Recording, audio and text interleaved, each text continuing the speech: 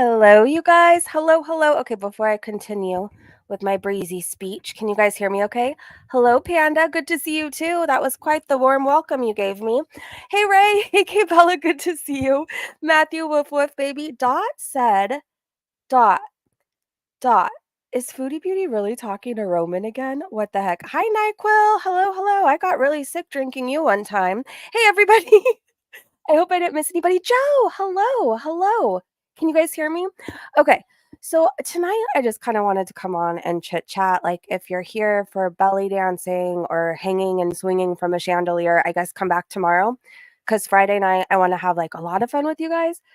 But I just had like a really good day and I'm just filled with like so much gratitude right now. And I don't know, I just wanted to we could chit chat about foodie stuff. I just kind of want to talk about like life and recovery and I don't know, things like that. Obviously, we'll do some foodie beauty gossip. But like now, I don't feel like covering now tonight. I'm in such a good mood. I don't want anything to bring me down, you know? Hey Lizzie.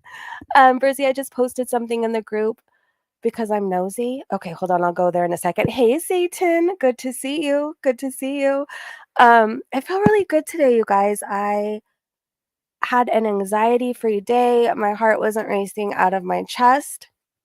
Um, I guess I'll talk about this for a second. I really don't care if anybody drags me for this. I'm really glad. I'm really, really glad I opened up about like my health scare because it opened up a conversation and I didn't realize how many people like are going through this or have been through this or their kids have or their husband, partner, whatever. And sometimes when we go through things, if we keep our mouths closed and we don't express that we're scared or we want more info, we're just left feeling scared and alone and feeling isolated, right? It's a scary feeling. And so, like, I feel like I've gained even more knowledge from you guys than I would have ever gained if I didn't speak, if I didn't open my mouth.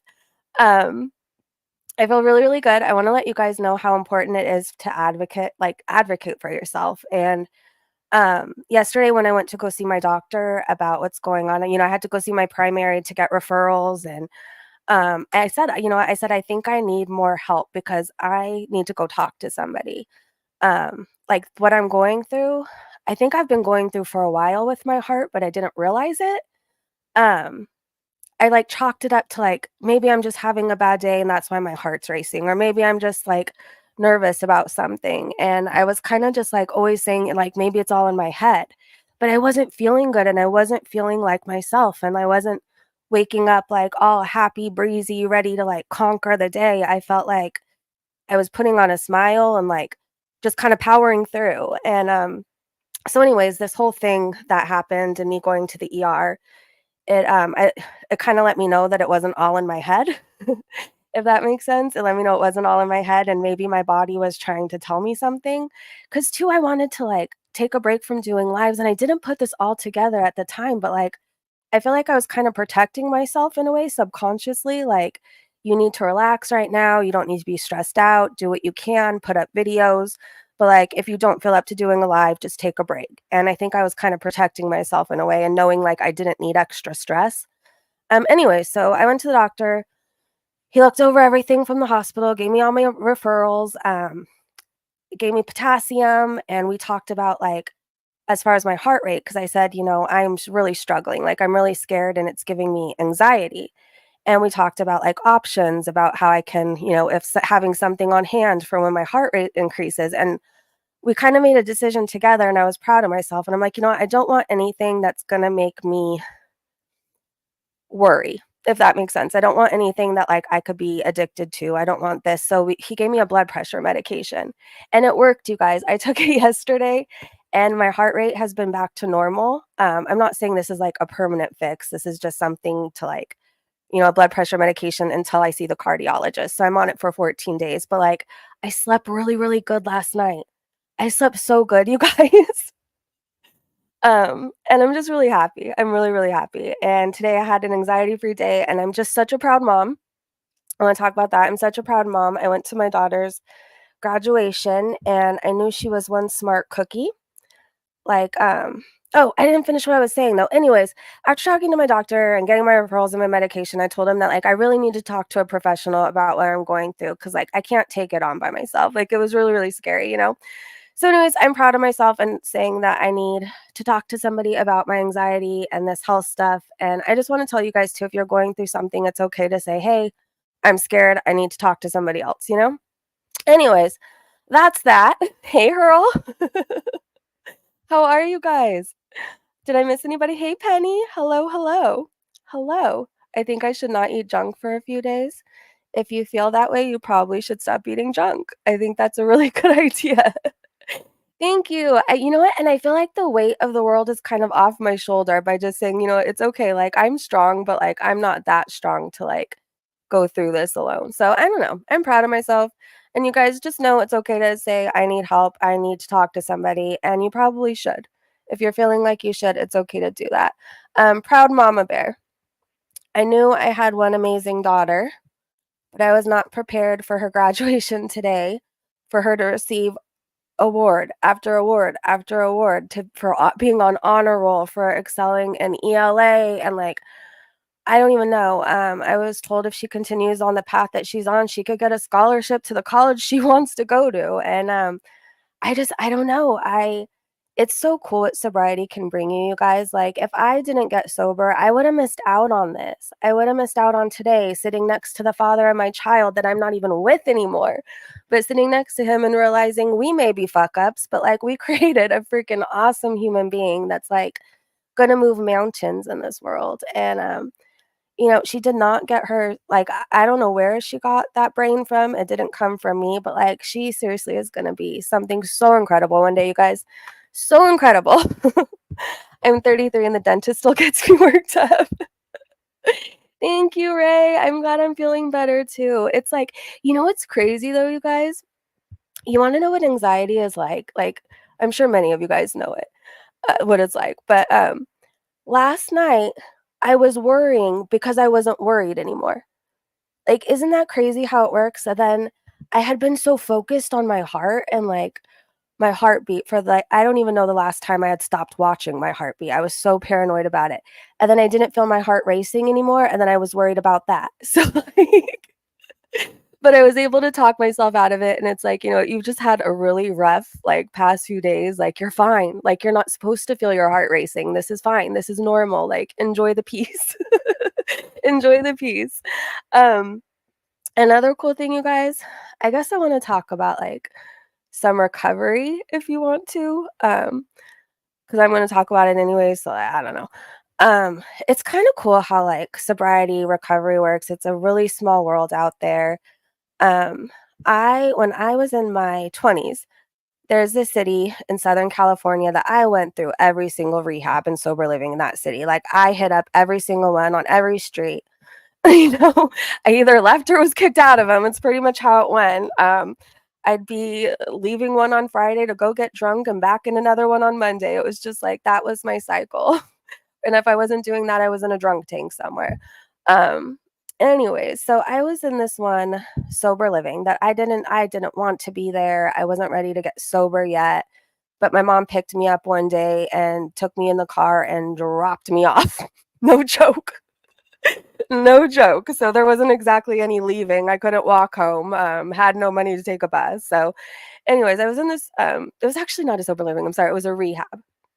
And I didn't want to be there. And there was this counselor that worked there, right? And I could not stand her. I could not stand anything about her. I couldn't stand looking at her. I couldn't stand breathing near her. Something about her just like irked me. And I don't know why.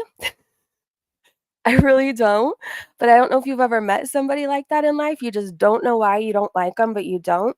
Okay, so that was my experience with her. And at this rehab, I would always get stuck with her.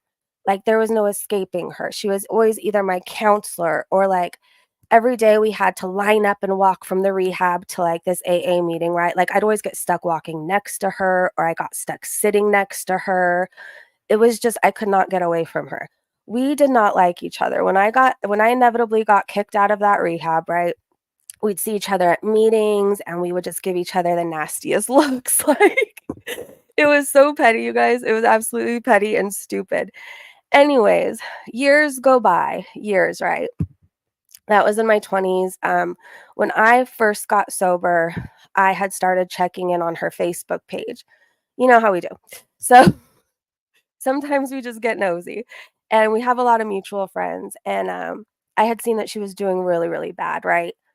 And she's my good friend now, by the way. She's my good friend now, but this is how crazy sobriety works. Um, so I had seen she was doing really, really bad in her, addiction. She had been struggling, she had relapsed, and, she had lost her leg, okay?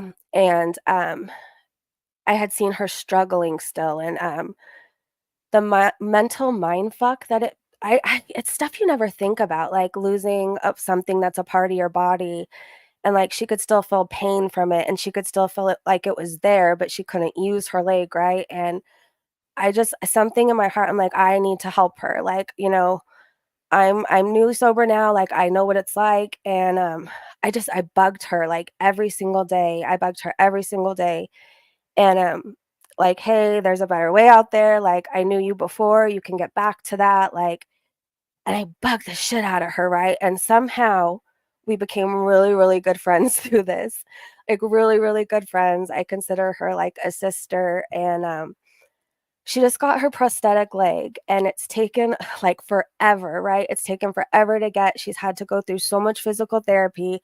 I've watched her fall, I've watched her cry. um she lives in a different state now, so let me clarify. I watch this on, like, we're really good friends that talk every day, but, like, I watch her updates that she shares for, like, family and friends. I watch her scoot downstairs on her butt because it wasn't wheelchair accessible, and I've just watched all this stuff happen. Anyway, she got her custom leg, and it's the sexiest leg I've ever seen. She got to pick out, like, the color, and she's so proud, and, I'm so happy because it's like she's gonna get her independence back, right? Like, it just makes me so happy. Anyways, I just shared this to share sometimes people in life, like, we don't like each other, but maybe it's because, like, there's something about each other that we might need. I don't know.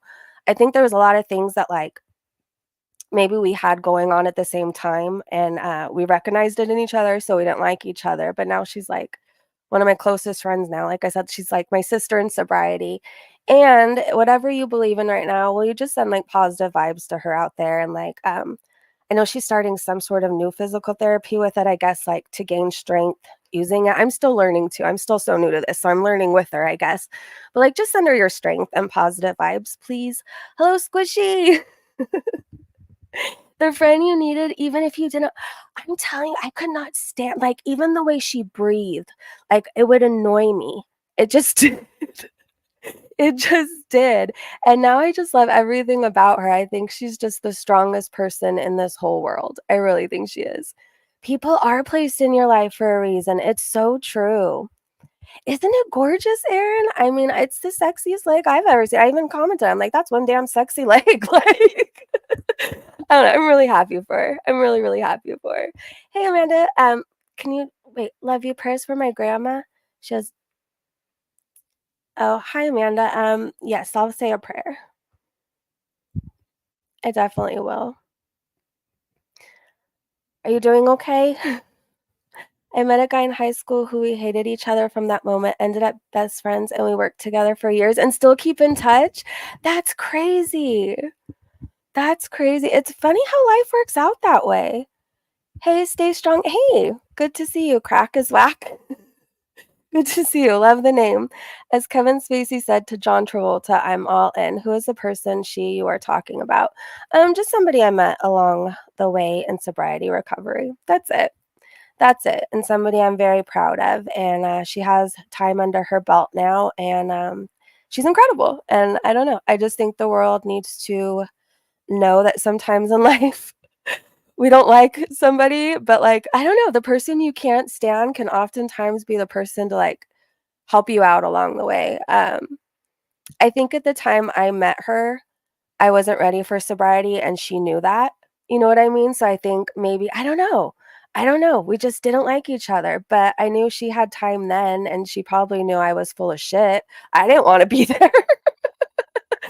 And I think sometimes I didn't like sober people when I wasn't sober. I didn't like the people that were doing the right thing, because I wasn't, right?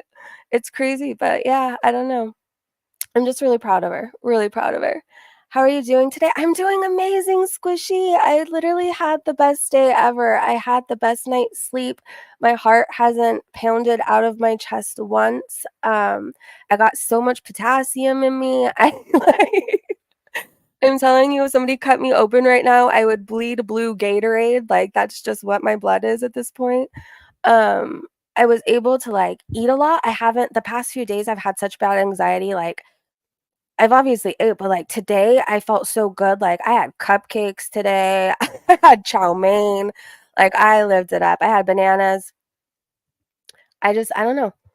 I had a really good day. I had a good day. I laughed a lot, I cried a lot, my heart was bursting from pride instead of just, like, bursting out of my chest. Oh my gosh. Foodie Beauty and K wait, Foodie Beauty and FFG chilling in a senior home together one day? Do you think no, people who hate each other can end up friends, but I think there's a hate sometimes that can't be broken, and I think that those 2 will die hating each other, like, I don't think there's any mending fences there, I don't think that there's any hope, I think that those 2 are gonna hate each other until their last days, and that's just how it is with some people. Hard rock! You can't help someone till you help yourself. True. Crack is whack, but wine is fine. If you could drink responsibly, wine isn't fine for me. Wine is not fine for me. The key to getting sober is the same in the key to comedy timing. It's true. So many people used to try to force me. And, like, my family would drop me off at rehabs and sober livings, and I just wasn't ready. Oftentimes, I'd find a way back, or I don't know, or I'd just end up roaming the streets in whatever city I was left in. I wasn't ready, and there was no forcing me until, like, I was so broken from my own actions and my own behaviors that, like, I couldn't even face myself. I couldn't I had to want it. It didn't matter how much anybody else wanted it for me, like, until I was completely broken, there was nothing anybody could have done. Eric! Hello, Mr. A. Candy is dandy, but liquor is quicker. Blech. Liquor makes me sicker. Ugh. Hydroxyzine helped me with anxiety, and it's just an antihistamine and non-addictive. Thank you, Grunge. If for whatever reason my anxiety goes up again, I will keep that in mind. But like this blood pressure medication, I don't know. It saved my life last night. What is it? It feels like it's like a really high milligram, but I've never been on like a blood pressure medication this high or even for like that long. I'm not supposed to be on this long. I don't know. It's something called Evaporo. Anyways, the doctor told me to take it last night, because it would slow my heart rate down, like, or at least like make it normal to where like it would stop racing so I could sleep. And I even asked him, I was like, "Do you promise?" I was like, "Do you promise? Because I cannot go through another day feeling like this." He was like, "I promise, take it tonight." And he's like, "And you're gonna sleep." And I did. I did. I had the best. Well, I mean, I could have slept longer, to be honest, but I'm not gonna complain. It was the most sleep I had gotten in days. So, hey, Matt. Um, Weed is a plant, so we safe. I think so. Alexis, hello. Is it? Yeah, right now, like I said, this worked for me, but like I will keep everything in mind if my heart starts like going out of whack again. I mean, it could, it's a possibility, but if it does too, I have like an EKG ordered again, a chest x-ray, and then I'm going to the cardiologist. So I don't know. I have hope though. Like a few days ago, I was convinced I was on my deathbed and, like, any moment I was gonna be meeting Jesus. And today, I'm like, I'm here to annoy the world for much longer, so I'm sorry to those who hate me. Both are just blood pressure medications. Sometimes we don't like things about people, but in reality, they are doing something we do and don't like. Yes, yes. The Pabst Blue Ribbon, that would be a good. Well, I'm happy for those of you guys who can drink. I mean, I am not a pleasant person. He's simply ravishing. Panic attacks can definitely they are, and I've never I guess, I thought before I had experienced anxiety. I had not. What I've been going through, I guess I thought it was just the past few days, but looking back, I've had anxiety for about a month. And I just didn't I don't know, I guess I couldn't put my finger on what was happening, I just knew I didn't feel right, I knew I had this, like, sinking feeling in my stomach all the time, like, you know when you're on a roller coaster and it drops? And, like, how I don't know, that feeling in your stomach, like, I constantly was walking around feeling that way, but I didn't know what was going on, like, I didn't and there was nothing bad happening, like, my life is good, my ha family is happy, healthy, and I couldn't ask for anything more, but it was just something, I guess, that was kinda gnawing at me? I don't know. And then, this low potassium thing, I guess just all of it combined together really just, put me into a little thing, but, I'm really happy to I don't know, I can't remember the last time I've not been able to feel my heart beat. Like, I was talking to my mom and Aaron last night, because I was like, "Isn't it weird that I can't feel my heart beating anymore?" And they're like, "You're not supposed to feel your heart racing like that." I'm like, "You never feel your heart beating out of your chest?" And my mom's like, "No." She's like, "What you're experiencing right now is normal, so you're okay." Aaron told me too, she's like, "You're fine, like, just enjoy, enjoy." Um, I'm always paranoid, is that normal? I don't know. I don't know. That feeling in your stomach when you stop yourself from tripping hormones? No, it's just, I have really low potassium, I guess, and, I'm experiencing anxiety, and those 2 together. Because if you have low potassium, it, can give you an irregular heartbeat, so that's what I was having, and that's why my heart was racing, and then sometimes it would feel like it was, like, skipping beats. It was so crazy, but and then when that would happen, it would send me into, like, a panic attack. So, it was crazy, it was crazy. Anyways, I do have ADHD and I'm unmedicated, if it's not very obvious. I can't take, medication for ADHD, it's not very wise of me. Do you have an Apple Watch or anything that can track your heart rate? No, but I should get one, I need to get with the times, like, I need to get with technology. My daughter had me get an iPhone, I wouldn't even know how to work it if it wasn't for her, so I should probably get an Apple Watch. I'm always a little paranoid. We are on a rock floating through space and a lot could happen. Are you trying to make me paranoid? How old are you? Old. I'm old as dirt. Stanley, hope you're feeling better. Anxiety does not discriminate and is a big liar. Yes, I'm okay. And I have to tell myself, like, you're okay. You're not dying. Like, this is going to pass, you know? But like I said, I know a lot of people are making fun of me for talking about this, but I feel like this conversation, I don't know, going through the comment section, it seems like a lot of people go through this, a lot of people. So, um, I found out I'm hypoglycemic getting on Apple Watch. Really squishy. Alexa said my first panic attack was right after experiencing Columbine. It was embarrassing. I was at the mall and saw the 2 guys in trench coats and they called EMTs. Alexis, what you went through, I can't even imagine, and never feel embarrassed, okay? I understand why you have panic attacks, and I understand how things would be triggering after that. Um, I wanna hug you so bad right now. I wanna hug you so bad. What happened with your heart? Oh, it tried to go out on me. Or so it felt like. I don't know. It's if I'm gonna be talking about it all night. In a summary, for about a month, I've been having anxiety, but I didn't really know that's what was going on, and I've also, I'm low in potassium, I have a potassium deficiency, and so God, what was it, Monday when this happened? It feels like it's been, like, a year long of this crap now.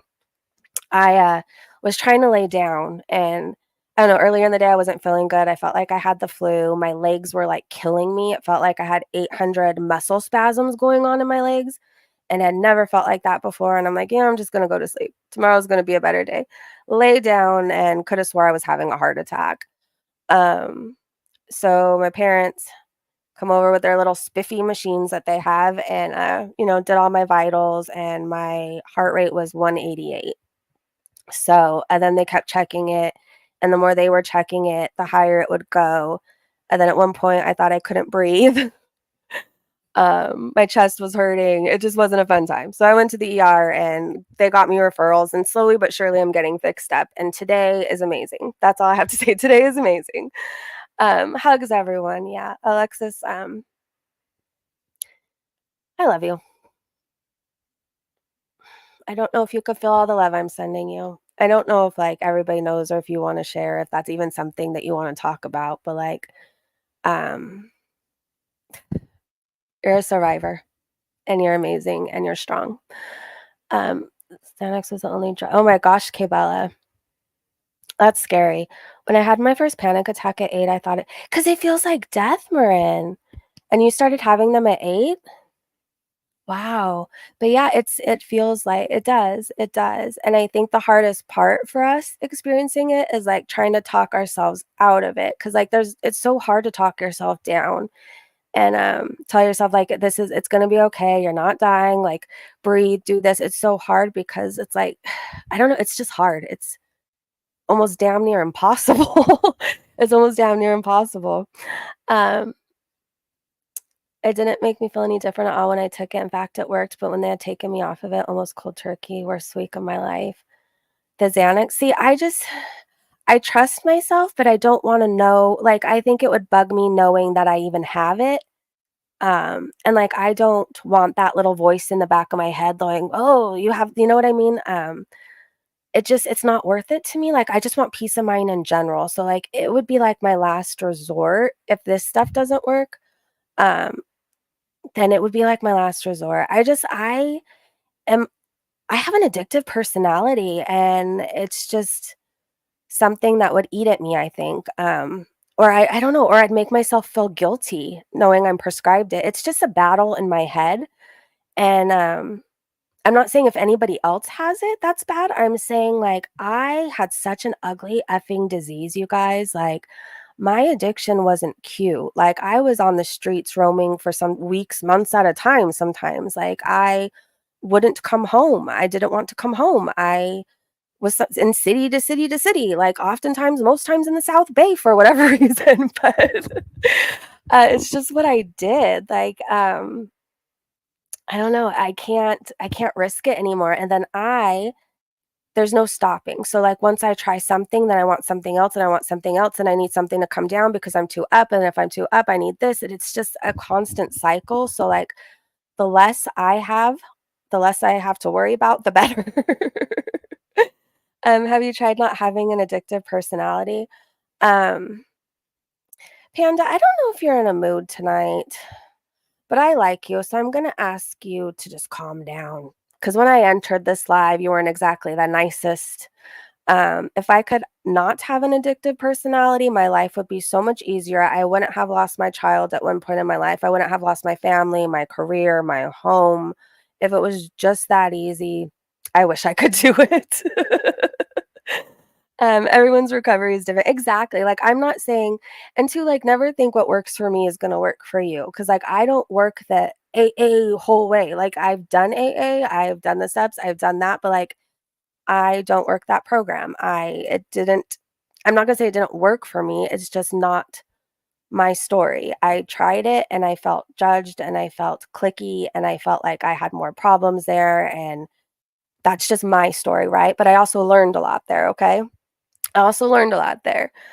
For me, the reason why I left was because I was assaulted by the male owner of a sober living, and, I couldn't trust AA after that. After that, it was like they were all hypocrites to me, but, like, not everybody. It's just I couldn't unsee it after that. So, like I said, don't follow like, I'm not saying my way is the perfect way. I'm saying I found stuff that works for me, like, for me, being with my family a lot, for me, music is therapy. For me, hiking is a meeting. Like, that's a meeting to me. Hiking and being outside in fresh air with my family and close to God. Like, that's my meeting, right? So, like, I find stuff that works for me. And you should find what works for you, you know? What works for me might not work for you. What works for you might not work for me. I'm having a problem right now with my AA meetings. I've heard people saying before, but never experienced until now. You just have to, I think if you're doing AA, like, you really have to find a group that you feel safe in, and, like, I don't know, I always say the women should stick with the women and the men should stick with the men. I've seen so many bad things happen. It's just find a good home group and people you trust and find people that have what you want, right? So if you want to get your family back and you've lost your family and your job and your dog and whatever, I feel like I'm singing a country song, but if you've lost it all and you're listening to somebody speak that went through that same thing and has it all back now, like continue talking to them and following them and asking like what they did. Music fidget toys are good therapy. Ooh, I should get one of those. Yeah, people are different. There is no one solution. And I think people need to realize that too. Like recovery and sobriety isn't so black and white. Like, a lot of people think that way, like you have to do this and you have to do that. It's like, no, you don't. Find what works for you. Some people might be praying to a freaking doorknob every day and that keeps them sober. Do that. Some of my friends are taking Ozempic and tried to sell it to me. I'm like, "Oh, no. Yeah, no, don't buy anybody's no, don't do that. I'm proud of you." I like the stag groups. You can open up and feel safer, no judging. Yeah, you know what groups I always liked, and it's so funny? They were named Happy Hour, and they were at 5 p.m. Those were the one groups that I really liked because it was so, like, unfiltered, and it was more of just, like, I don't know. It wasn't so, like, strict, and people were funny, and you can, like, lighten up a little bit. I always liked the happy hour groups. So much is stigmatized and it does alienate people. It's true. It's true.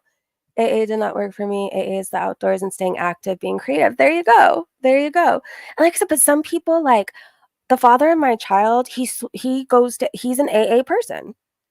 Like he has, gosh, I feel like I've been saying 17 years for like over a year now, but around 17, 18 years clean and sober, right? And like he is like by the book, like the blue book, like that's his Bible. Like he won't, and he's so cautious, like he won't even take an ibuprofen, right? And so that's his program. That's what he does. I hike, I walk, I spend time with family, I do stuff outdoors, I swim, I talk to my mom a lot about how I feel. And now another tool in my tool belt is I'm going to be talking to a professional about the anxiety I'm experiencing. That's my recovery. Realizing that even though I'm damn near almost 7 years sober, I'm struggling with anxiety right now, so I'm going to talk to a professional and get even more tools so I can continue to stay sober, you know? Um, hey, Living. Salon needs therapy for a scat addiction. Yeah. I mean, they have groups and therapy for everything now. I'm sure they have one for a scat addiction. I'm glad you're alive. You're in the hospital, Living. Are you doing okay? Are you doing okay? I hope so. We're happy to keep you company. This is kind of like I was gonna react to Now tonight, and I was in just such a good mood. I just didn't want to be brought down. So I'm like, you know what? Friday night, I think I'm gonna order pizza, and maybe we'll just like I'm gonna have a chill stream. We'll chit chat. We'll talk about Foodie. We'll talk about Queen Cobra, King Cobra. I know it's been like a whole shit show. So we'll do that. I just figured tonight, like, let's talk about actual life and like real stuff. I don't know. Breezy, what do you think of the foodie drama today? I missed a lot of it. So I was at a graduation all day and last night I slept. So I'm so out of the loop. But this is what I do know. I retweeted some things on Twitter. We can go over there. She did a home goods haul, right? You guys have to tell me if I'm correct because I'm just going through what I've seen and heard through the grapevine. So she did a home goods haul and she got a suitcase delivered. Is that true? And like why? And then she was on a live stream and there was a knock on the door. And then she said something along the lines of, oh shit, I gotta go, but made it look like she was reading a text. So I was listening to some ladies that I love and I trust chatter while I was also watching my nephews play basketball in the backyard. It was really cute because one of them, what did he say? I'm the new LeBron James, 23, my man. It was really cute. Anyway, so I was kind of like half listening. But people are saying that they think immigration is onto Foodie or she's trying to lay low. I don't know. She also made this weird community post, right? Saying that she was no longer going to be talking about her health, her diet, her husband, or blah, blah, blah, blah, blah, blah, blah, blah, blah. And all she's going to be doing is eating from now on. So I know some people think that she's involved in maybe some deep shit and people are onto her. I know other people think that this is all like a little ploy. Foodie Beauty knows how to get people talking and, doing their conspiracy theories. But I've thought she's been involved in some shit for a long time. I think they're involved in something we don't know about. There's more to the story with them. There's just more to the story with them. So I guess I want to know your guys' thoughts. And then if you guys want to, we could go check out Twitter. Now lashed out at me again the other night. I hid like Homer Simpson in the bushes. That makes me sad. You know what? She's gonna lash out. Like, hurt people, right? I'm not saying it's okay. I'm just saying I think if anybody's interacting with her right now or like thinking they're gonna get this like nice version of her, I'm not trying like I'm like she's in full blown addiction, right? Like the addiction part that talks is a very ugly, ugly thing, and it's hateful and it's nasty, and it's just I don't know. Dealing with her must be very, very hard. You had to leave the red room, but STT, good to see you. Hell yeah, Kbella, we came, we saw, we conquered. How are you doing, Kbella? The knives also in trash bags. Wait, she got knives and trash bags and cleaning supplies. Start of a 48-hour murder mystery? Okay, that's kind of freaky. So we have all that, and then we got a suitcase too? Who are we putting in the suitcase? Oh my gosh, this just took a twisted, dark turn. She saw my name watching her Twitch and attacked my mental illness again and will wipe me off the earth? Not wiping you off the earth. Oh my God. Eek. You know what? I think she knows that you tried to help her and you were like a real one and she lost out on a good friend. So she's probably triggered. She's probably triggered. Um, I don't know. She's just, like I said, it's a full blown addiction. Like the addict that comes out, it's nasty and it's hateful. It is. But just because she's hurting doesn't give her the right to say the things that she says, right? There's moments where, like, I remember how I was in addiction and how bad I was hurting, and it's bad, and the addict that comes out sometimes and talks is just so mean. I've never said anything like her, but, like, I mean, I recognize the addict speaking, I guess is what I'm trying to say. And so there's moments where I'm just like, "Ugh." And then there's times where then I hear her say things and go too far, and I'm just like, "You know what? She's just gonna have to learn the hard way. She's gonna have to mouth off to the wrong person. She's just gonna have to get arrested. She's gonna have to go through these experiences like the rest of us," right? I know for me, I didn't learn by getting little slaps on the wrist and everybody telling me how amazing I was doing and giving me money. I learned by going to jail, ending up in rehab, losing my family. I had to learn the hard way. I didn't have a cushy fall. In fact, I think I had like 855 rock bottoms. Like I just kept falling.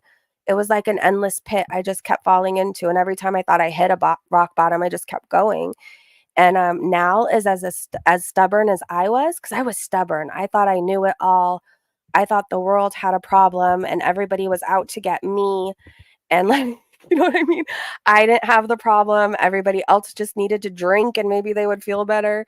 Seriously, like I remember the first time I had walked into AA and somebody telling me I had a drinking problem, and I was like, "No, you have a problem, okay? Like you've lost your wife. Like I'm not gonna have that experience. Like that's you."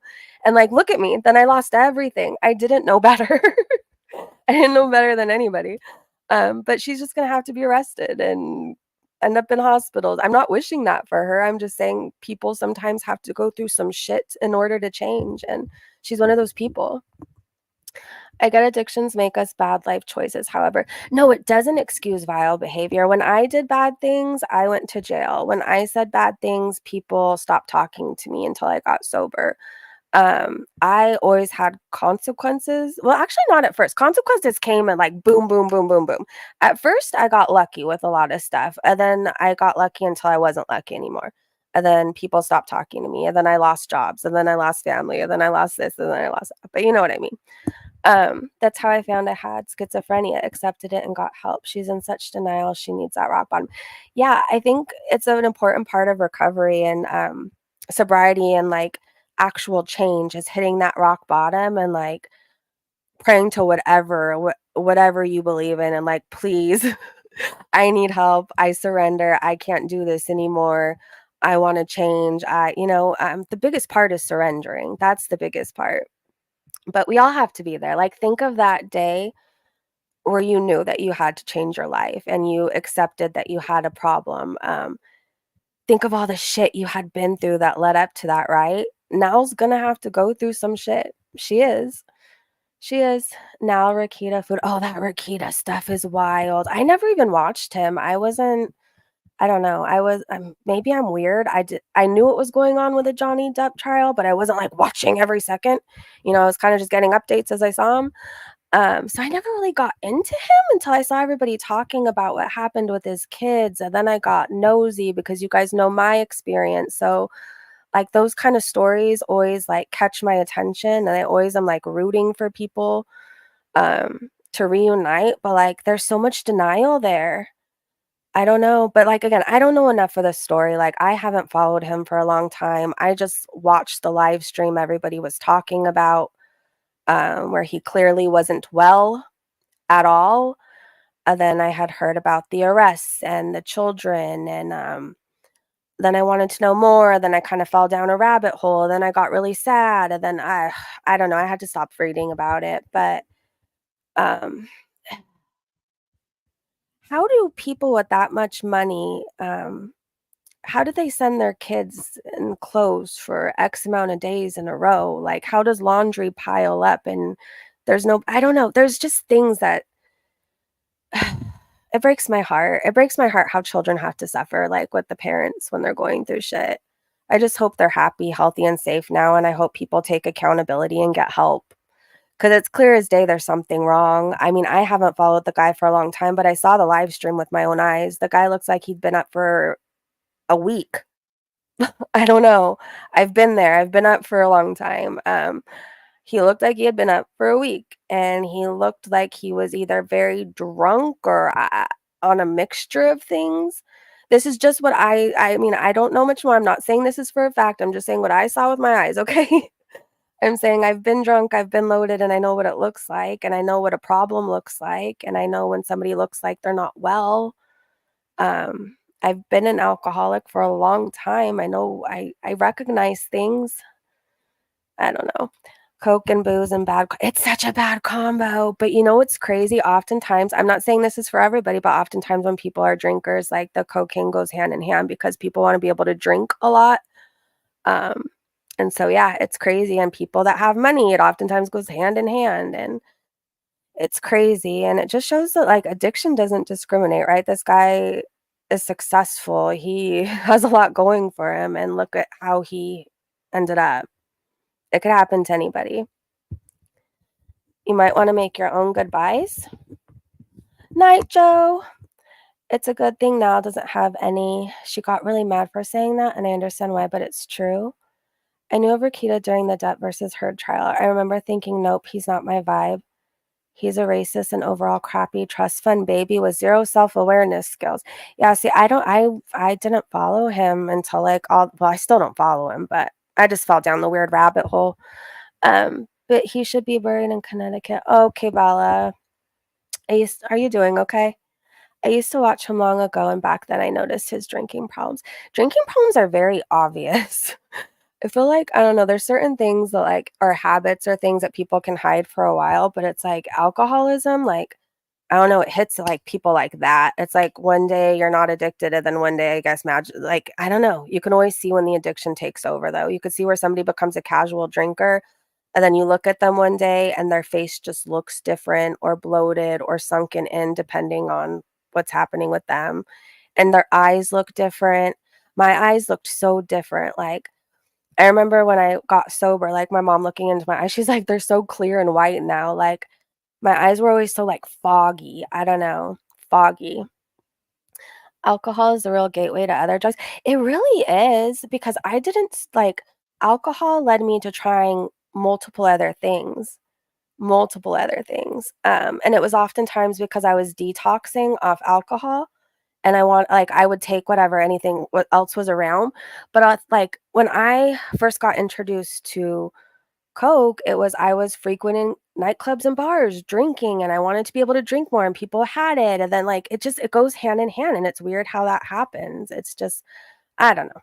I don't know. I wish I never touched any of it, like, I'm not proud of it, but it doesn't do me any good to, like, act like I didn't ever have this experience, right?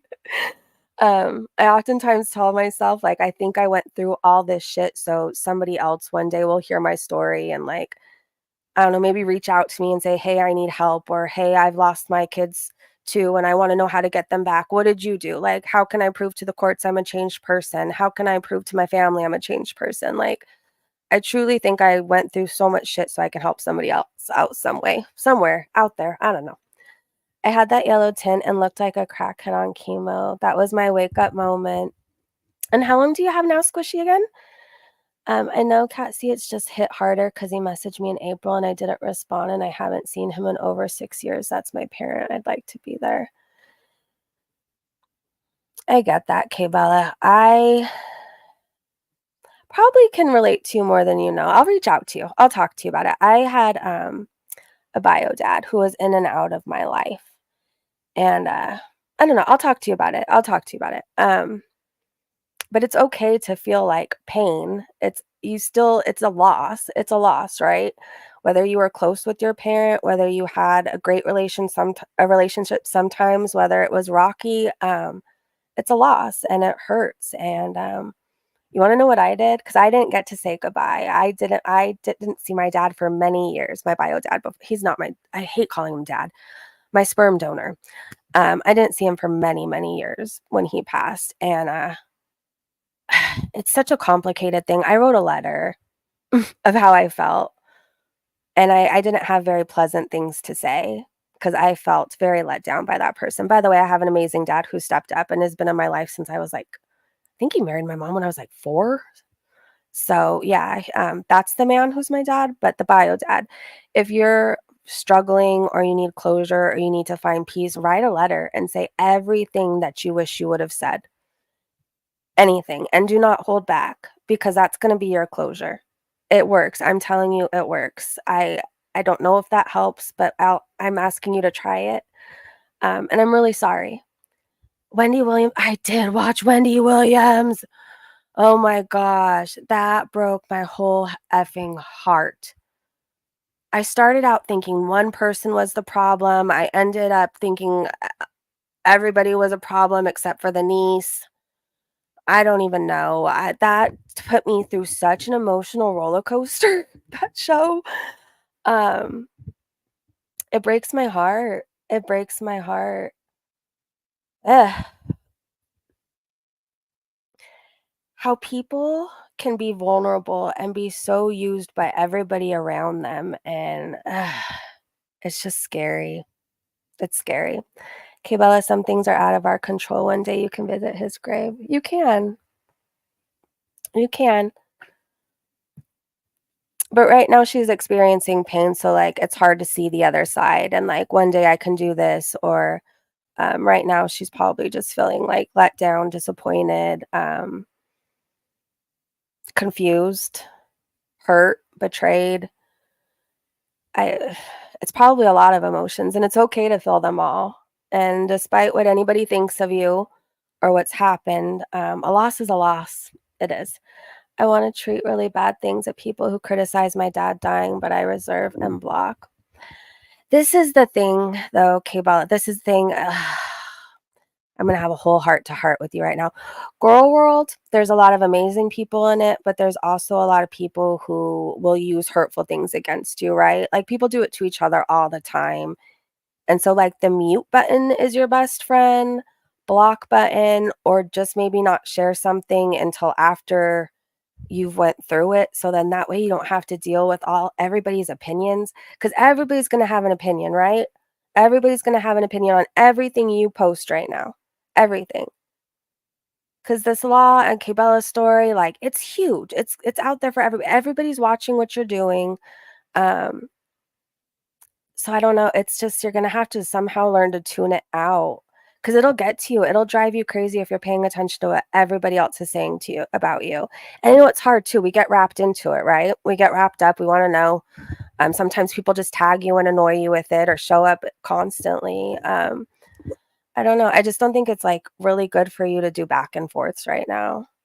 I don't know, unless you wanna just say "fuck you" to everybody and just, like, burn Twitter down, then if that makes you feel better, go for it, but I don't know. Eat your opinions. Everybody has an opinion. Right now, Cabela, there's people lying on Twitter saying I'm doing cocaine with Music Biz Marty. There's people lying, trying to push that rumor. Do you wanna know what I did? I laughed. I laughed. Do you wanna know why? Because if Breezy was on drugs, you wouldn't have heard from me for 6 months. Maybe I would have popped back up a year later. Um, you've already would have heard about me being arrested somewhere. Like, that's just how it goes when I'm drinking, drugging, I'm out on the street, and I usually get a drunk in public or end up in the drunk tank until I sober up. That's how my addiction goes. So, like, I had to laugh. Like, I had to laugh. Like, if I'm truly doing that, would I have a daughter right now on honor roll that just, like, receiving multiple awards for her amazing grades? Like, come on. It's just it's you have to either learn to ignore, laugh about it, or just not share until you're done going through it. Um, Eat your opinions like Foodie ATT. I can't believe anybody ate DD. Sorry, did I say that out loud? And there is no one here who doesn't have open wounds from losses. That's why they are usually hanging around. They have wounds also, right? And two, like I always say this, think about it. Hurt people hurt people. So people are trying to hurt you, Bella, right now because they're hurting or going through something. I don't know. It's just how it goes. You've reacted a bit, but oof. Do you like doing the reactions to Foodie? Or are you just like disgusted with her at this point? Oh, wait, and Bella, while I have you here, can you clarify? There was a discussion. So I think if you truly wanted Salah, you could have had him, right? Like if you truly wanted him and said, like, I'm coming there, you would have been there. He would have had you. He probably would have ended up leaving Foodie for you. But some people want to know, like, if you really had feelings for him. So, like, I truly want to know. Maybe this will distract you. People got to find their sympathy bone. I can say I don't always agree with what Bella does, but like my heart goes out to her. I thought she was I think she's a legend for exposing Salah in the way that she did. I think it's amazing that now the world knows about him and to watch out for him and to stay far away from him. I think that's amazing. And like you're always going to be remembered. Like you're going down in girl world history, right? But like that doesn't mean I agree with everything you say and do, right? But I have a lot of compassion for you right now. I think I don't know, we all go through shit. We all go through shit. And sometimes people just need like a little understanding, a little grace. You hate it, you're gonna start making mini verse. Do that. Oh my gosh. I have so much fun making those with my daughter. We make like little ice creams and nachos in her little mini brand kitchen. It's so much fun. It's so satisfying and it's almost like therapy. I don't know. Hey Richard. And ooh, wait, what did you just ask? Okay, so there was like a discussion. I don't remember if we had it in my comment section where I said this, but I was telling somebody, it was in a thread somewhere. It was in a thread somewhere where I was saying, I think you could have had Salah if you really wanted him. Like, I don't think you really wanted him. Some people think that you were like really in love with him. I think it was a ploy. Like, I think you did a big fuck you to Foodie, right? You felt betrayed by her. You said F you and you exposed her man. But some people think you really wanted him. I don't see how anybody would want somebody who barks like woof woof. Like it's just no. It's not attractive. Work has been kicking your butt lately. Can you come to the live stream tomorrow night about now? And then you can have a little distraction from work. You're so serious. F the drama. Hurl to make it worse. My mom walked into the living room. Wait, what did I miss? Hold on, let me scroll up on my phone. Hold on. Crap. Oh, well, my phone's dead. That's nice. Hopefully nobody needs me. All right, well, I hope you're okay.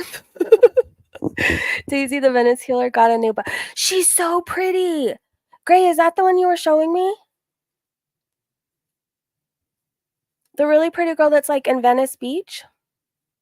She got a new butt and she owes her husband $33K. That's quite the predicament. I don't want to owe anybody for my butt. That would suck. She would have exposed him. Yeah. Okay, I feel like I really missed out on something. Hold on, let me scroll up. Marin, I'm coming to find your comment. I had a nightmare when I turned on the TV. Oh shit, why did it go away again? You saw Natter. Wait, when you turned on the TV, the show, it showed Natter eating Dee Dee's hoo-ha and it wouldn't turn off? That is the worst thing in the world. I am so sorry. Did you wake up panicked and in a sweat? Kiva said, oh, definitely 100%. If I had money, I would have taken him. But no, what the F? I didn't want him. Thank you. Okay, I didn't think so. I really think you could have had him if you truly wanted him. Belle said, my daughter and I have been making friendship bracelets to take and give away at concerts. That's awesome. I could have taken him without the money with easier and faster with money. True. Pearl, yep, the cringiest nightmare. That sounds horrible. Grace said, yeah. She said I can come for free, but she owes her dude money. That's a lot of money to owe somebody for an ass. Wow. Did you kind of think he was nice at first? I'm old and hate bossy men. Kibla, did you think he was nice? Did you all see Snarky Priss photos? Oh my gosh, she's built like a superhero. I feel like I did if she has those amazing arms. I can't remember what reaction channel. I was scrolling through Twitter and there was a channel and I saw like her arms and I was like, oh, I want arms like that. If it's the person I'm thinking of. Boobies, that even scared me. That's terrifying. Whose husband charges them for a new butt? I don't know. I'd be kind of bitter. Like, you get to see this ass. Why are you charging me for it? I don't know. Remember, at least you could carry K-Bella. True.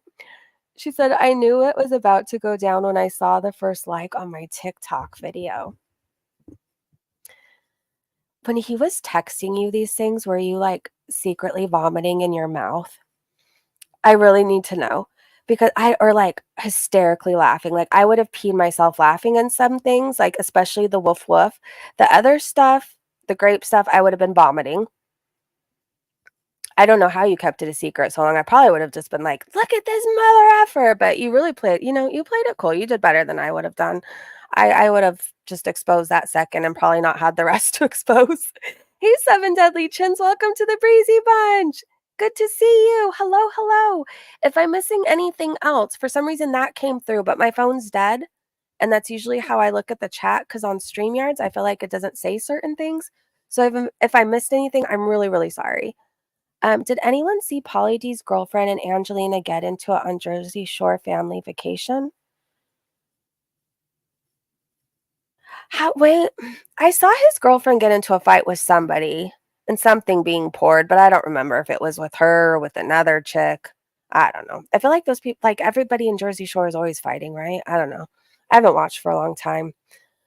Salah wasn't bussy. He was manipulative and thought Kbella liked the domination.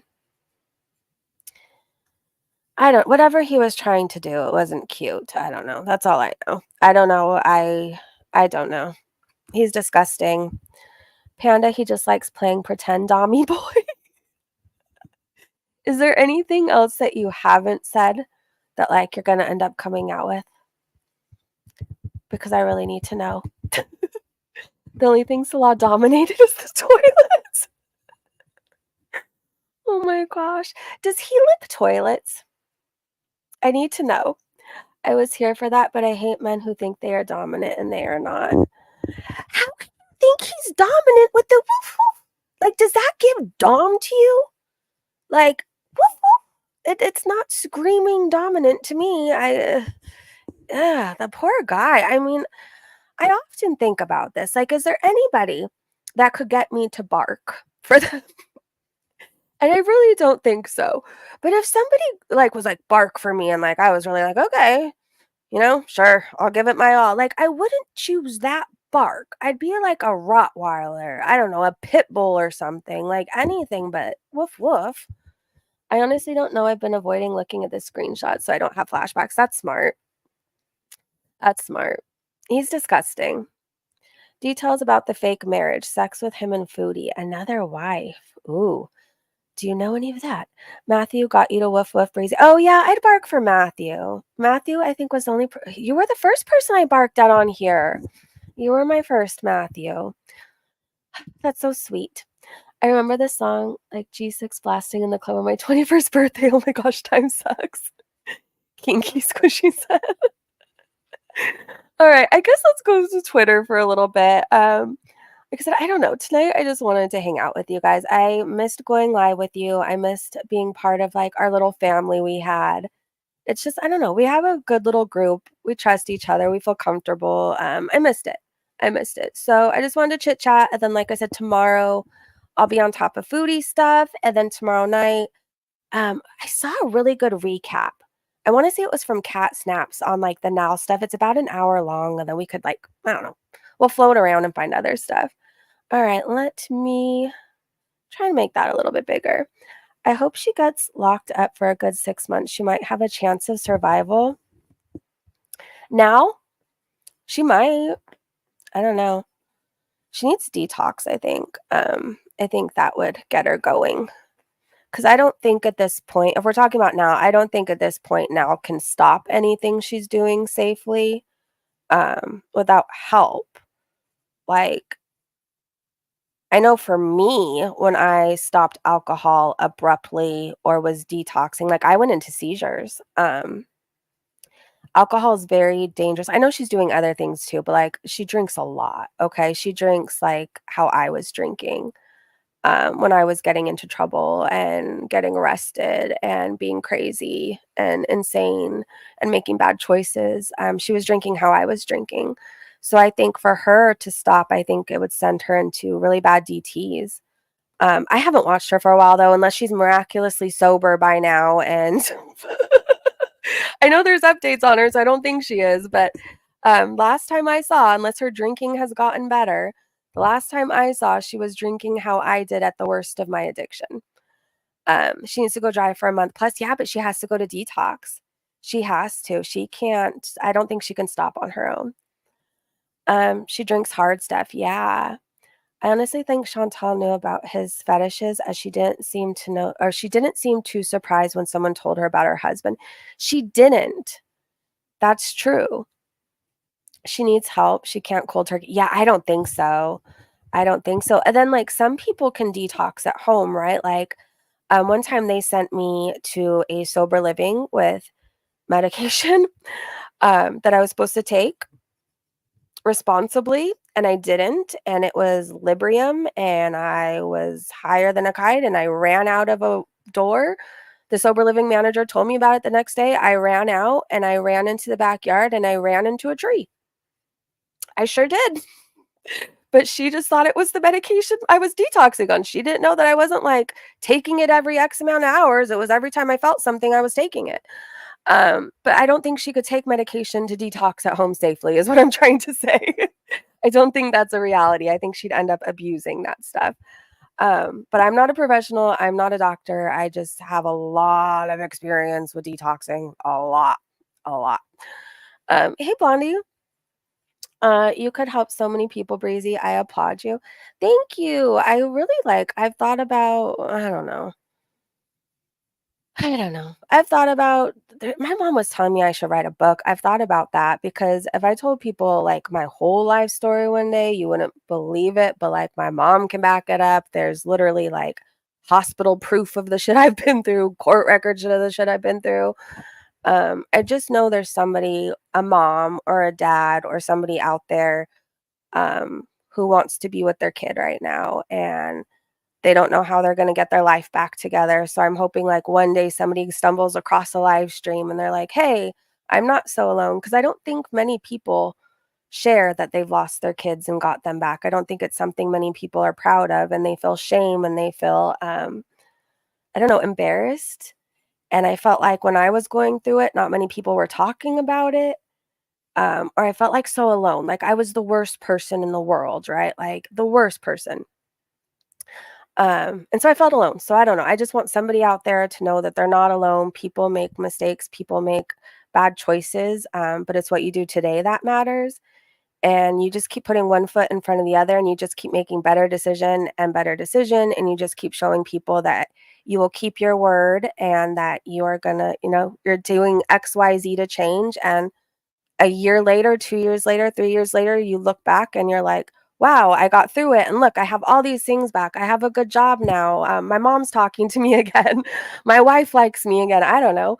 It's just crazy. Things change. When you're going through things at the time, it looks like there's no other side to it. It looks like you're never going to get through this. It seems impossible. It seems like you're the worst person in the world who's made so many bad choices that you can't ever make a right one again. But I don't know. You just keep stacking up those days. And as you keep stacking up the days, you want to keep getting more days. Like for me, I just want to keep getting more years, right? Like, I don't know. I do. I just wanna show my family that I can, like, live the rest of my life sober, and I wanna show my daughter that, like, I can pass away sober, like, one day when I'm not here anymore, I want my daughter to be able to say, "My mom died sober," like, that's my goal. I'm not, like, thinking about death, you know what I mean? But, like, that's what I want. I want my daughter one day or my family to say, she stuck to it. She lived a crazy life, but like she decided that she had enough and like she had 35 years sober, however long. That's what I want. I don't want to be a failure again.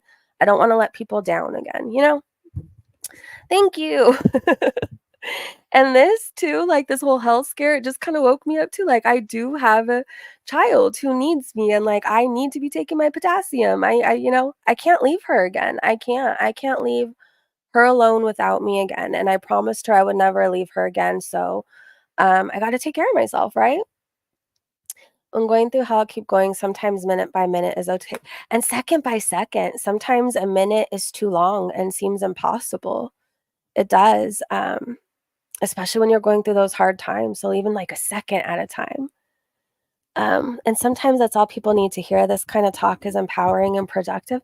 Thank you, Stanley. I don't know. Sometimes there's like other things to talk about than Foodie's lies and what she ate today and how many times she farted. I mean, it's just, you know, um, what matters is who we can help along the way in life. Somebody's struggling out there and they may need to hear our story, right? Like you guys don't even know how much you helped me going through this. Like when I was up thinking I was dying with my panic attacks, I was looking in the comment section looking for some kind of hope, and I was reading your comments of how you got through anxiety or what you do and how you breathe or how you put your legs or your head between your legs, and like I was doing these things to try it and it was working. So I don't know, it's just we can all help each other out in one way or another, and sharing our story or our experiences or what we're going through, sometimes somebody else just needs to hear it, right? I can see how long you've come t Oh, thank you, Stanley. When people keep talking about their lives negatively, they will live and feel negativity. It's sad for them. You're on the right track, and it's like, "Thank you. Thank you." Okay, well, I said right when the stream started, I was getting into bed with my little dope whip, and now I'm smoking again. Dole Whip? I was like, I triggered you into a dope whip? I'm like, "I'm talking recovery here. Please don't smoke the dope right now." Just kidding. Therapy is too slow. Chat works a lot faster.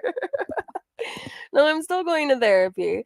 I'm still going to therapy. I got my referral, so hopefully they call me any day. No, you know what? And there's no shame too. If you have X amount of time sober, like 1 year, 50 years, 30 years, however long you have, like you still sometimes like everybody needs help, right? Just because we're sober doesn't mean like we have it all figured out. Um, I don't have it all figured out. And when I experience scary things like what I've recently been through, I need to talk to somebody because, like, I can't remember being that scared. I can't remember feeling like that hopeless unless, like, I look back and obviously in addiction I felt hopeless. But I'm talking about in sobriety, right? Like, I haven't experienced anything quite like that in sobriety, and it really triggered all these things in my mind and opened me up to maybe some fears I hadn't been addressing, some things I need to look at, and I need to talk to somebody about what I'm experiencing, what I'm going through, um, my fears about like, I don't know. I That's a whole other topic, but like I need to talk to somebody about my anxiety because I can't afford to relapse. I can't afford to put myself into a tailspin. I can't afford to do that. I have a lot to lose. And I made a promise to a little girl that I don't intend on breaking that promise. So it's okay if you have a lot of time sober to go and say to somebody like, I need help. Can you refer me to a psychologist or a therapist or somebody who can help me through this? Like, I think right now I need a professional to kind of hold my hand and tell me everything's going to be okay. And when you're experiencing this, just know you're not going to die, and I want you to try this when you're feeling anxiety, or I want you to listen to this, or I want you to repeat this. I need somebody to tell me what to do. Because when I'm experiencing anxiety, I don't know how to, you know what I mean? It's hard to like think of the next step. So, anyways, I'm here to tell you guys to stick up for yourself and be your own advocate. And I don't know, it's okay to voice your concerns and say, I need help. Yeah, you have to prioritize. You know what? I went through too much to like just give up now, right? Like, I went through too much to just like stop giving a crap now. I got really healthy. I thought I was getting healthy. I've been working out. I lost the weight I wanted to lose, but I wasn't, I guess, keeping up with taking maybe my irons and my potassiums and all that stuff as much. And so I just need to be better. You know, like I said, I don't have it all figured out. I'm still very much learning as I go. This is a judgment-free zone, unless you're Foodie Beauty or you've talked about my kid in a negative way. Then I judge you. But you guys haven't done that. Um, you did drugs to numb and not feel pain.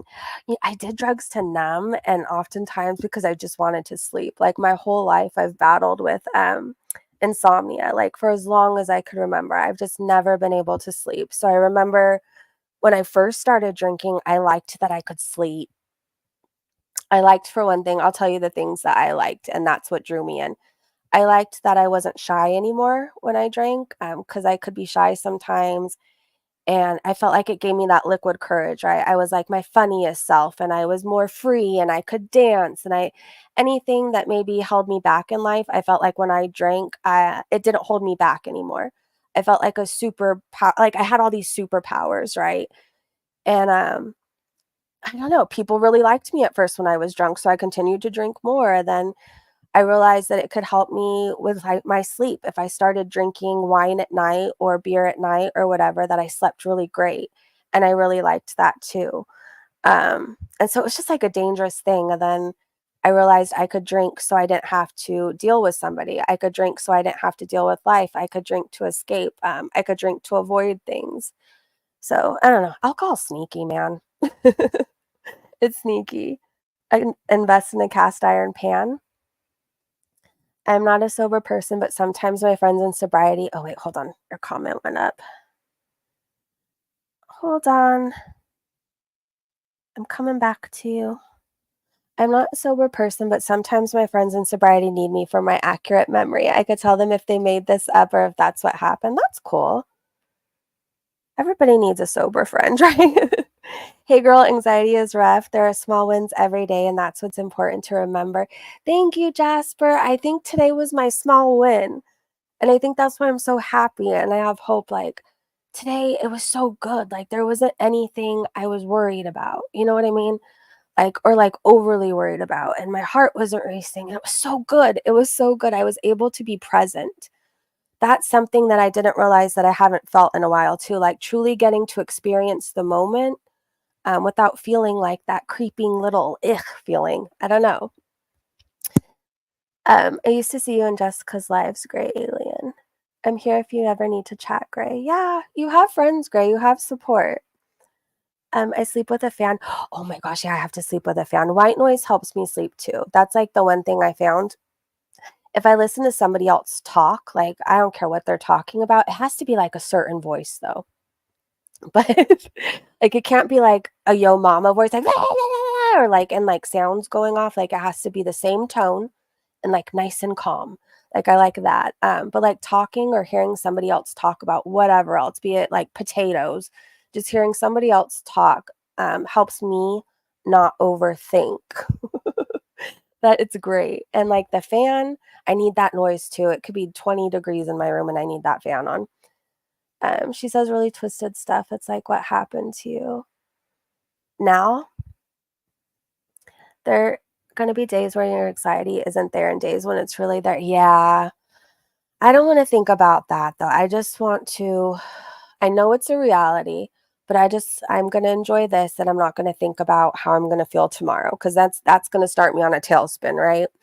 So I'm just going to enjoy this moment. And like, I feel really good about this live stream. Like, I just really wanted to reconnect with you guys and kind of let you know what's been going on and that I'm okay, and that I kind of want to talk more about life and recovery. I'm not saying every stream I want it to be dedicated to this, but like I also want to talk about real life and stuff that's happening with us. And if there's anything that we can help each other with, let's do that. Let's do more of this, I guess. I use my Calm app. I listen to the Beauty and the Beast story. My poor husband says he knows it by heart, but it helps you sleep. Stick with it then. Have you heard about Andrew Huberman? His stuff is very good. I haven't. Did I? I probably said his name wrong. Is it Huberman? Huberman? Um, Big Brown Eyed Barb? Oh, okay. I thought you were saying that to Gray. I was like, I'm confused. You can only hide who you truly are for so long, Gray Alien, and now we're seeing the real Jessica. Which Jessica? There's two Jessicas. The Messica or the now? Um, okay, Panda, that was funny. I bet there are a lot of Taylor Swift fans that wish she'd sleep with a fan. I think Taylor Swift is hot. I know a lot of people don't like her. I'm not a fan of her like new music. Please don't come for me, Swifties. I liked her like Are You Ready for It? I really liked that song. And like her older music, I thought she was kind of like cutesy, but like the new stuff, I think it's just not for me. But I think she's really, really pretty. I don't know why people call her ugly. Like that woman is not ugly. Take your time, you're doing it, and by the looks of it, Foodie isn't going anywhere. I mean, do we even care about Foodie Beauty Twitter at this point, or should we come back tomorrow to it? I guess let's talk about it for a minute. We had our little meeting. I guess this was our little weekly meeting. Shoot. All right, I don't know. There was something I wanted to show you guys. I don't even know what now. I feel like Foodie doesn't even matter tonight. She made a community post. I don't know if you guys know about that. Let me find it. She's only going to be talking about food, okay? This was her community post, and a lot of people were talking about it. She said, "Hey y'all, so I did a lot of thinking and I decided that I'm going to keep any personal content offline for good. I just don't feel comfortable anymore sharing anything related to my health, my weight, my marriage, my plans, family, basically anything personal. I will only do food related content. So mukbangs, either out what I cook or going and trying food places around here. If that's not your cup of tea, feel free to watch a channel that has content you enjoy. When we travel in cooler months, maybe November, we will see. We will do travel content, but until then, I'm staying in Kuwait and I will only do food videos. I no longer feel like sharing a single personal thing about my life online. I do this to protect my peace and privacy. Thanks. See you soon." Okay, this is where I'm at. I couldn't even take this seriously. For one thing, she's going to die. I mean, she's a food addict. Can you imagine if I came on here and I'm like, "I'm sorry, you guys. From now on, I'm only doing alcohol related content. Every night we'll be stumbling out of a new bar together." Like, what would you say to that? I know there's far more, like, there's other things you guys would take from this, but I just can't imagine like an addict from now on. I'm only going to be snorting cocaine in a bathroom. That's going to be the content. Okay. She's going to die if this is going to be the basis of her channel. It pretty much is, but we're just going to watch her eat more and to death. But um she probably doesn't want to talk about these things because we've heard it all before. We all know it's BS. Like, how many times can she lie about? Like, we know we've called her out.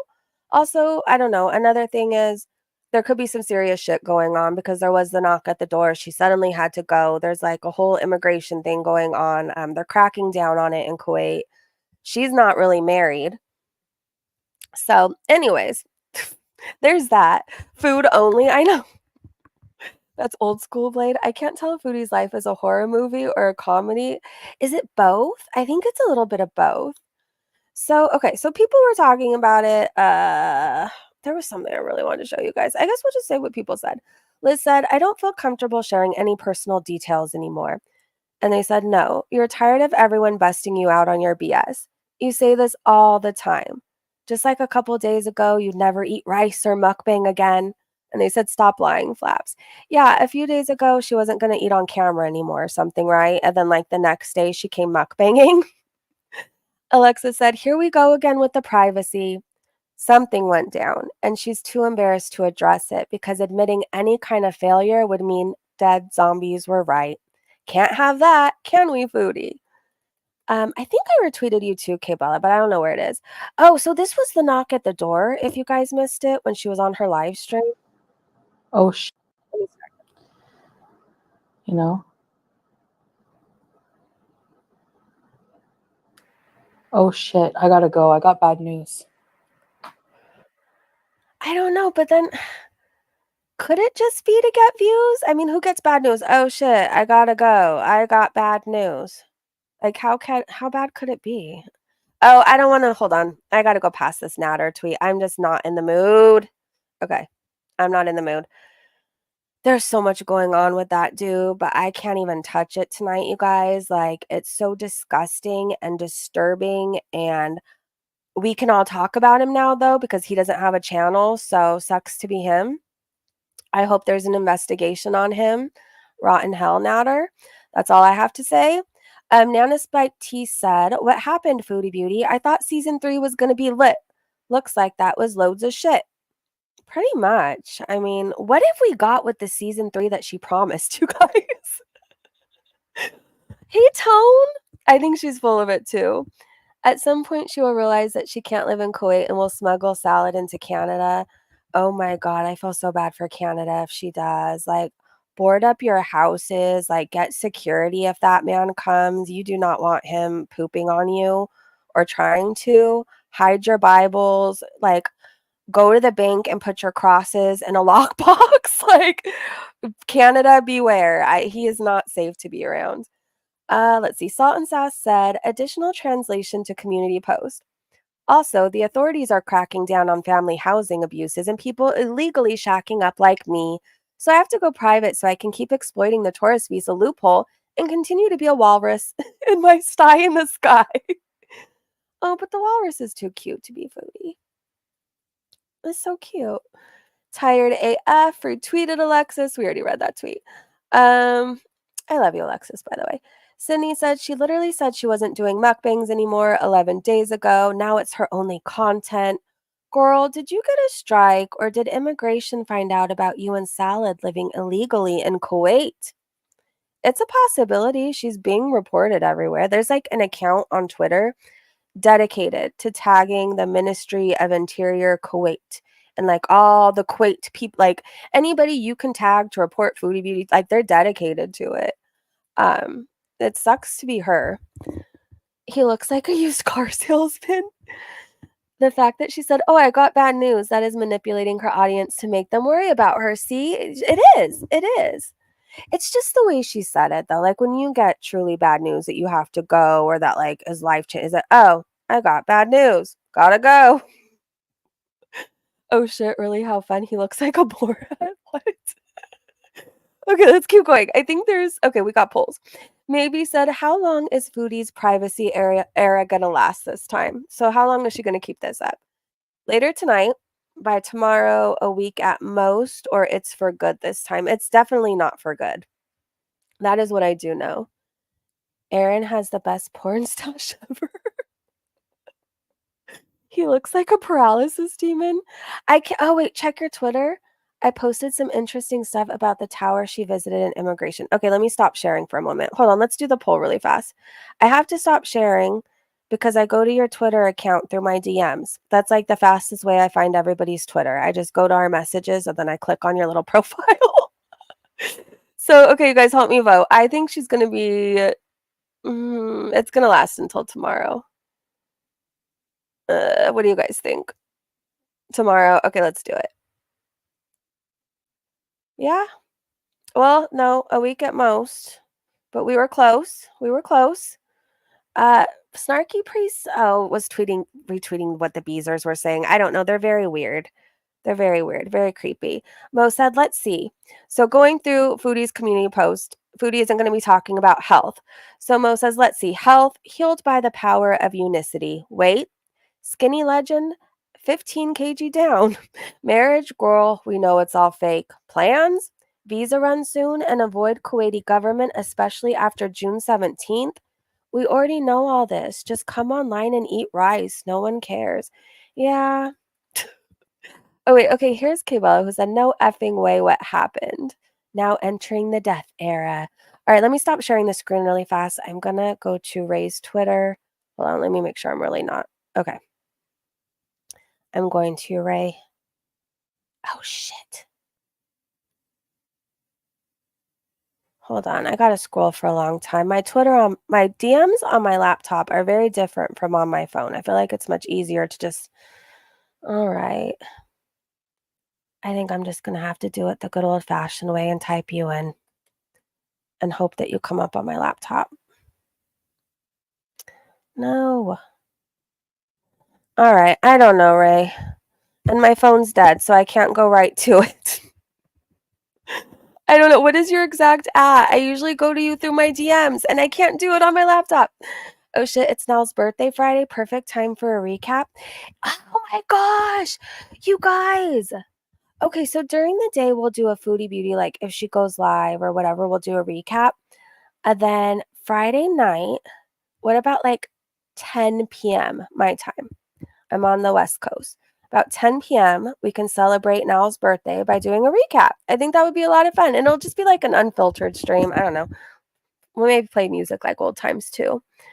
Come play some Xbox with me anytime, Great Alien. Oh, how many people you DM, Breezy? Wouldn't you like to know? Wouldn't you like to know?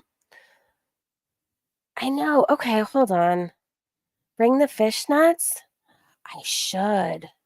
All right, I'm going to scroll for a minute longer, right? If I don't find your tweet, your DM in a second, we'll cover it tomorrow. I promise. I promise. All right, I'm going to go for now. I think. Hell yeah.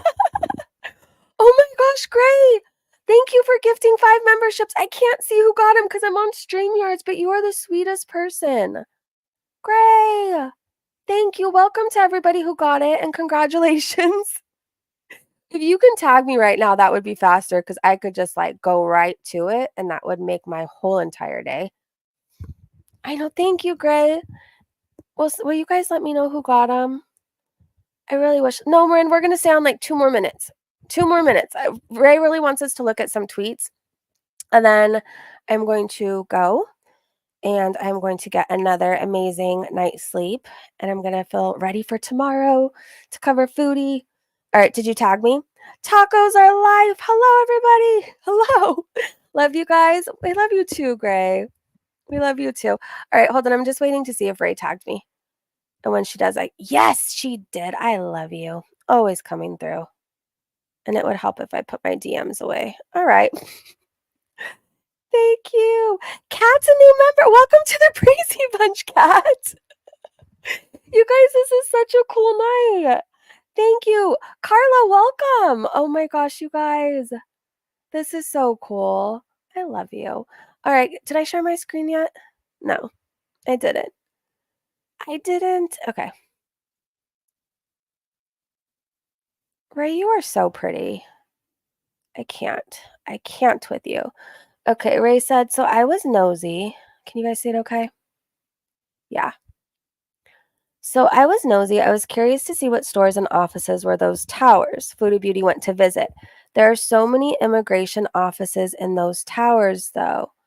So is this the time when Salah left Foodie Beauty out in the car and he was taking care of business? I know there was a time he was taking care of business in a building. So there was immigration. Was he visiting an immigration office? Is that what you are telling us? So these are the offices. Okay. And then our mission, your visa, your journey, our mission, taking you closer to your dream destination. Apply now. Check your visa requirements. Wow. Okay, let's keep going. Random question. When did Foodie Beauty start getting ragey before the big one? Was it about 4 days ago? Just wondering because her sister's birthday was 4 days ago and heard she got a ton of presents and birthday greetings. Well, she's jealous of her sister. Okay, we know that. No, the video she just posted. Okay, so I think I was thinking when he went and got like a haircut or something like that. Okay, so the video she just posted when she got the coffee, that's the offices that are in the building, the immigration offices. Foodie's jealous. Well, okay. So Foodie's sister is much more attractive than Foodie. She is everything Foodie isn't. Like, she has beautiful hair. She seems like she's in a happy relationship. She seems like her family likes her. I think she's pretty. She's a normal weight. Um, Foodie stuck her in a dryer before when she was a child, if that tells you anything. She's clearly always been jealous of her sister. What if Sala went to secretly report Foodie and that's what the knock was about? He's trying to get rid of her? I mean, I wouldn't have been able to put up with her this long, even for like $1 million. I'm sorry. Like, well, a million. No, is a million isn't really that much these days. I mean, it is to me, but like not in reality. I don't think I could put up with her. I think she would give me panic attacks every day that I was stuck with her, and I would be miserable. I would. I would end up aging 50 years like he did. Maybe this is his out. Maybe. He can't get her to go away. Every time they break up, she ends up going back to Kuwait. Maybe. You might be onto something. That picture. Oh shit.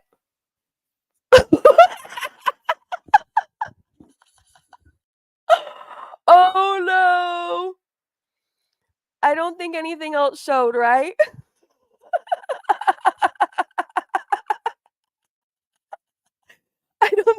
I think we were safe.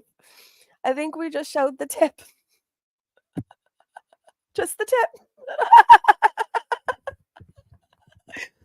On that note, I'm out of here. I gotta see if I gotta private this stream or not.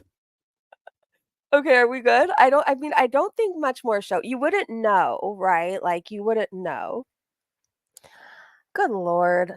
You know, something always has to happen. Something always has to happen during my stream. I either somehow exit out of something. I don't know where you guys go. I end up clicking on something I'm not supposed to. I type in the wrong chat. So on that note, I'm gonna go to bed. I'm good, okay? I'm gonna go to bed. I think we're safe to keep this stream up. So tomorrow I will see you guys for a Foodie Beauty recap. And tomorrow night, let's just have some fun. It's just going to be a fun recap of now. Okay, so tomorrow night, I'm planning around 10 my time, 10 p.m. my time. And let's just listen to music like old times. We could play some Cobb's music from the Walnut Grove. Yeah, I want to laugh. I want to get back to just laughing. All right, you guys, have a great day. I'll try not to dream of the tip. I mean, it was there for a while. Have a great day, great evening wherever you are, and I will see you guys so soon. Good night. Bye. Oh, thank you guys for the memberships, and thank you for just being here listening to me yap. Thank you, mods, and welcome to all the new Breezy Bunch members. Bye, you guys. Bye.